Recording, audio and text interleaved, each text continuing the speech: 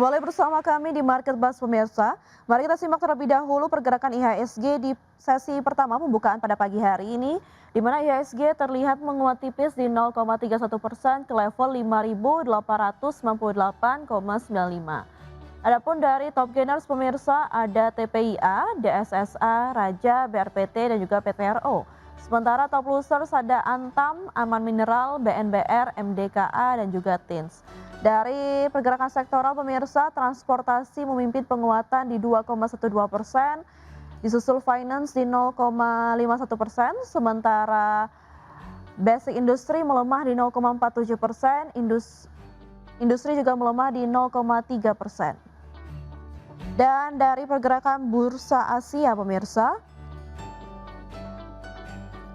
di mana Nikkei 225 itu menguat di 2,75%, STI menguat di 0,17%, Kospi menguat di 4,67%, dan Hang Seng menguat di 0,33%. Dari saham-saham pilihan pemirsa, ada UNVR yang direkomendasikan buy, support di 1640 dan resisten di 1740, MYOR support di 1785 dan resisten di 1910.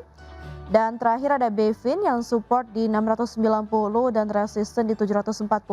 Ketiga saham tersebut direkomendasikan buy.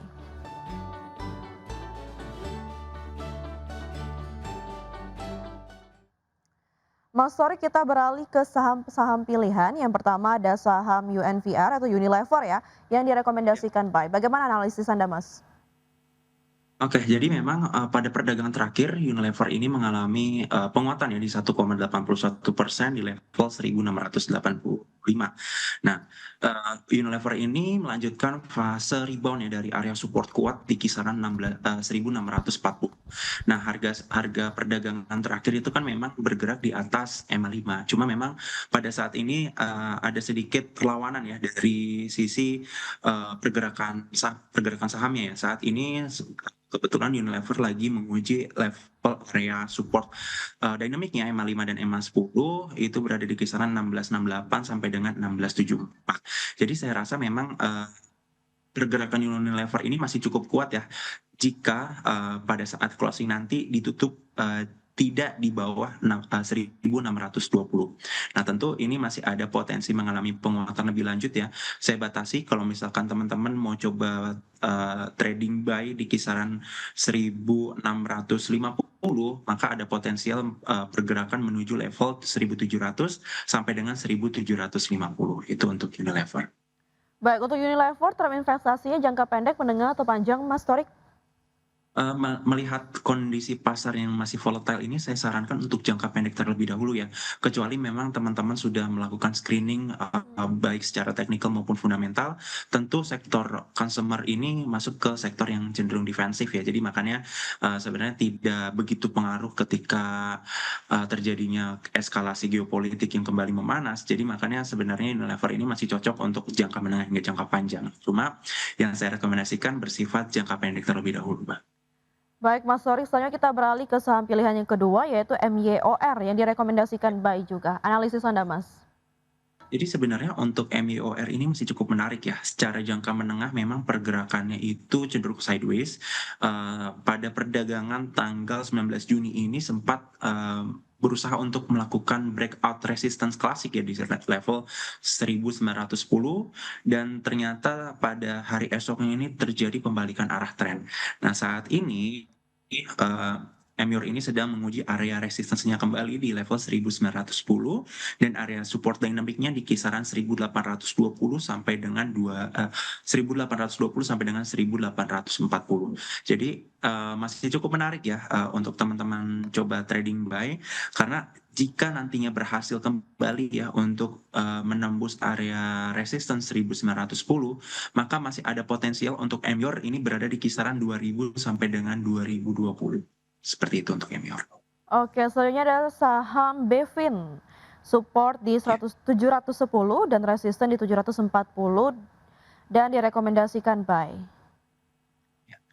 Jadi sebenarnya untuk Bovin ini juga cukup menarik ya, pergerakan hari ini mengalami penguatan di 1,4%. Nah, saat ini Bovin ini sedang menguji area resistance klasik nih di level 7.735 sampai dengan 740.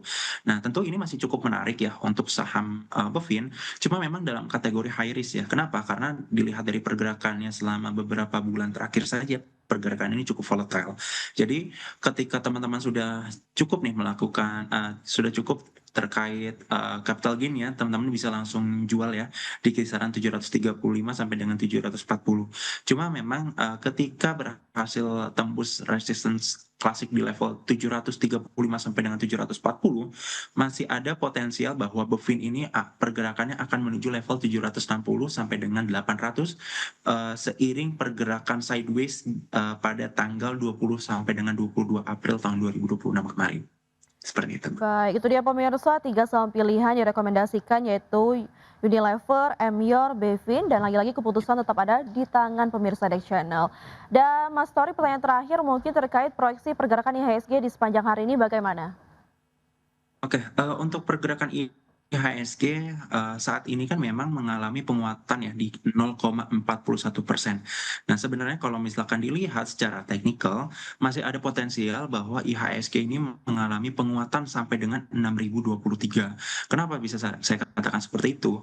Jadi, di indikator EMA 5 dan EMA 10 ini merupakan, bisa dikatakan menjadi resistance dynamic yang cukup kuat. Nah, di area tersebut juga lah, bahwa pergerakan IHSG ini sering terjadi pembalikan arah tren. Makanya kenapa pergerakannya akan terbatas menuju level 6.023. Nah, kecuali jika nantinya di sesi 2 masih ada tanda-tanda mengalami koreksi, pelemahan IHSG ini ada potensi menuju support 5.840 sampai dengan 5.750. Nah, diiringi juga dengan sentimen yang ada dan yang saya lihat juga, pelemahan rupiah ini masih terjadi, tentunya saya rasa pergerakan ini akan cenderung mengalami, penguatan terbatas di awal sesi, namun, ada kekhawatiran pelemahan di, sesi kedua berlangsung, seperti itu.